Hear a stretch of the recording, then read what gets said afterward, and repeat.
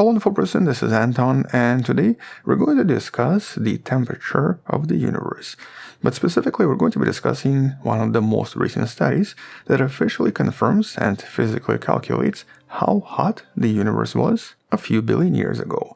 And here the results are somewhat surprising, but also kind of make sense. And surprising because the scientists were even able to calculate it, with the actual calculations technically making sense based on a lot of modern predictions. But before we discuss these results and the study, let's briefly establish what we're actually talking about.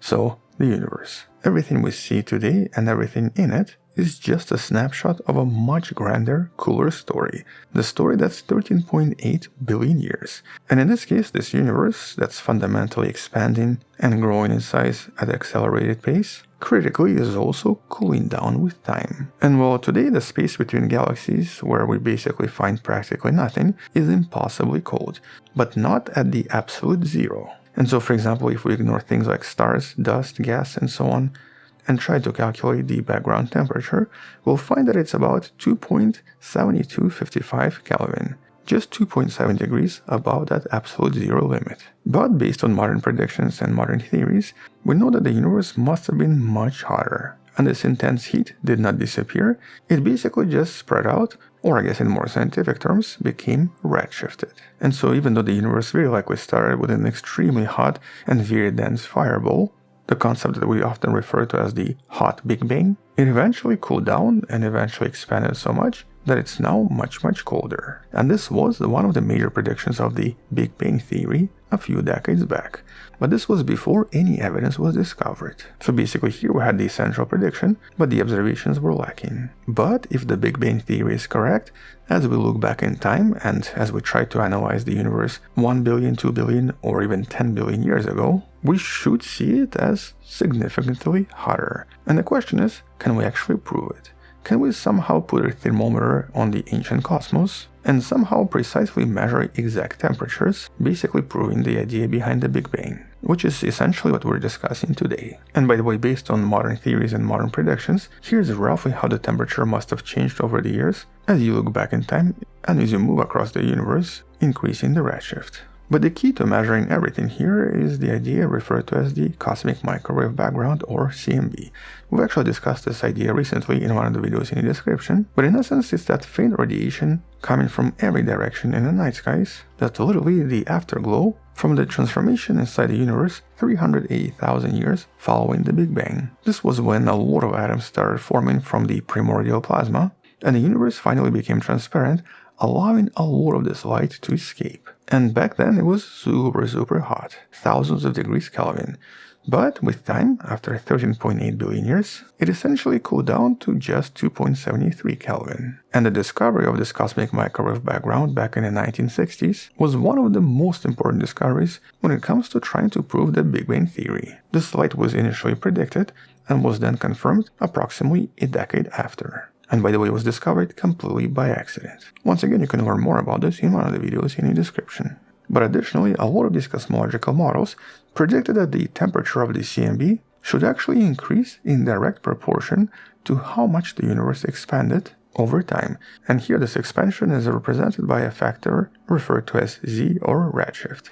That's once again the graph right here. Or I guess in simpler terms, if the universe was half its present size, and the CMB wavelengths were half their current wavelength, here the temperature should have doubled. Instead of 2.73, it should be just over 5 Kelvin. And so if we could somehow individually measure different points of space at different points of cosmic history, we could essentially perform a very stringent observation test of the standard cosmological model. And in this case, if the temperature measurements match the predictions, this dramatically reinforces all of the modern cosmological ideas. But the big question is, how can we possibly do this? How can we physically take the temperature of the universe 7 billion light years away from us? Obviously, we cannot just send some kind of a spaceship there, and we cannot just ask someone, but there is a way for us to do this using distant quasars, or these really massive active black holes inside different galaxies, whose light is visible from very far away. And that's because some of these distant quasars also have gas clouds that lie between them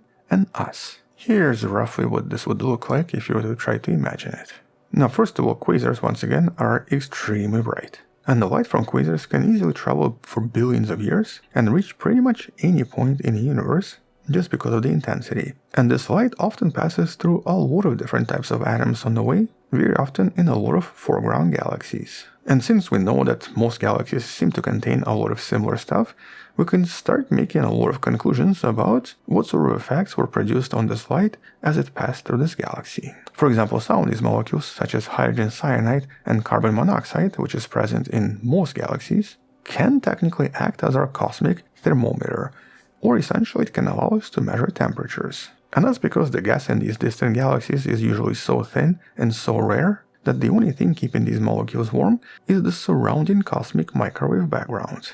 In other words, if we were to look at this gas in our galaxy compared to some galaxies billions of light years away from us, it would actually behave slightly differently because the CMB in our galaxy is only 2.73 Kelvin, but the CMB far away might be over 5 Kelvin or even hotter. And this would reflect on how these molecules are heated and how they vibrate. Or I guess in more scientific terms, the energy level of these molecules is directly influenced by the CMB. And so as the quasar light passes through this, and as the molecules absorb specific wavelengths, they will often leave characteristic absorption features, or very specific fingerprints, as the result of this light interacting with all of these atoms. And so then, by analyzing the strength of these absorption lines, astronomers can then compare this to what we see in our galaxy, and thus infer the potential background temperature, or the CMB temperature. And so here, the light that travels for billions of years provides us with the direct record of physical conditions in a lot of parts of the early universe.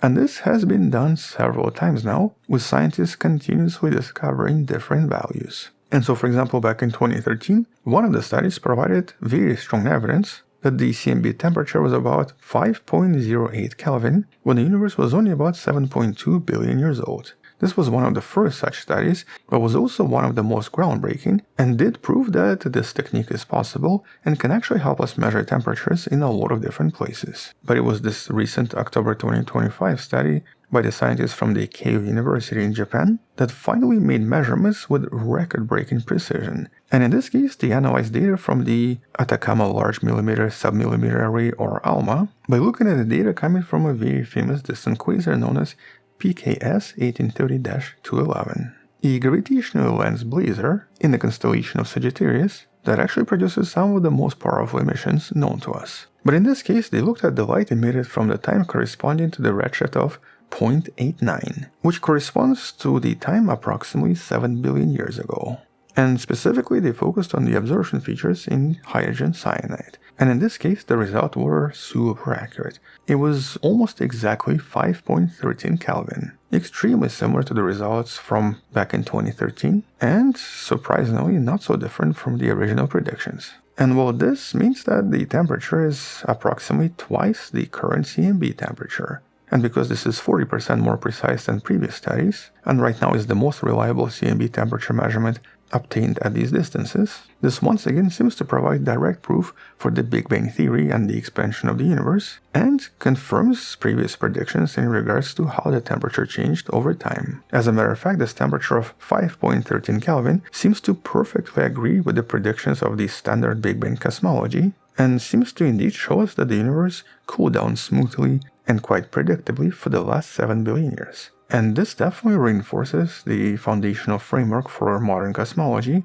and presents a major blow for a lot of other cosmological theories, such as the ones that suggest the universe never changed and seem to have been the same for billions of years, the so-called steady-state cosmology. In this case, this particular data suggests that the universe has indeed changed and expanded and cooled down. But while 7 billion years ago is of course ancient, scientists have also managed to probe even further, confirming some of these rapid cooling predictions from the very early universe. This was actually achieved a few years back, and was achieved by using the NOEMA radio telescope, the telescope in the French Alps. And in this case, this was the first ever measurement of the CMB temperature 13 billion years ago. In this case, they actually used a novel technique involving a massive starburst galaxy referred to as HFLS3, which contained a cloud of cold water vapor, and whose temperature was then measured. And here this cloud was so cold that it effectively cast a shadow on the CMB radiation behind it. This is what you're seeing in this image. And since the temperature of this water vapor could then be measured using other types of measurements, here by measuring the degree of darkening or the amount of the shadow, allowed the scientists to work out the difference between the water and the CMB radiation, with the result being approximately 20 Kelvin. In other words, approximately 880 million years after the Big Bang, cosmic microwave background temperature was roughly around 20 Kelvin, or 7 times as hot as today. And that actually confirms that the universe seems to have cooled down extremely rapidly early on, going from thousands of degrees 380,000 years after the formation to just 20 degrees 880 million years later. But because it was still pretty hot, it also suggests that the star formation and galactic evolution was possibly also a little bit different from today. And that's because many processes we take for granted must have been just a little bit different during this time, mostly because the background temperature was just hotter. But I guess the question is, okay, so why exactly does this matter? Why do we spend so much effort getting these incredibly precise numbers and trying to measure these precise temperatures? Well, here this does have direct implications for the future of the universe. And that's because, assuming that the universe continues evolving as it's predicted in the modern cosmology, we do expect it to eventually get colder and colder and larger, which at some point will probably also change some of the chemical reactions that depend on temperature. Now, this is obviously something that's going to happen in billions, if not trillions of years, but still, things will change. Secondly, these measurements are also crucial for trying to understand why the universe is even expanding and so fast, or trying to understand the idea behind dark energy, the mysterious force behind the accelerated expansion of the universe in the last few billions of years. And that's because in this case, the properties of dark energy directly affect the changing rate of cosmic expansion and thus influence the rate at which the universe cools. And so by accurately measuring temperatures of CMB during a lot of different periods, we can then compare the results to models and constrain the effects of dark energy. Although at this point, not a lot of these studies have been conducted yet,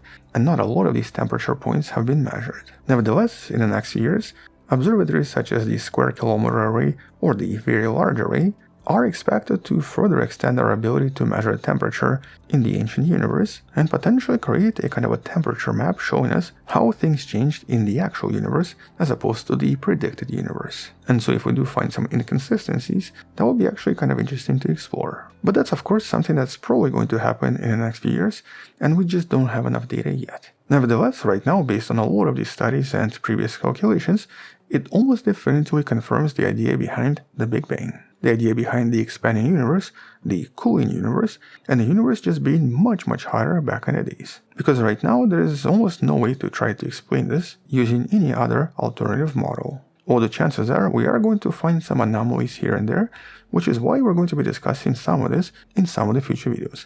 And until then, check out some of the previous videos in the description. Thank you for watching, subscribe, come back tomorrow to learn something else, support the channel on Patreon where you can find additional videos without any ads and can DM me directly, or by joining the channel membership that grants you early access and a few additional videos.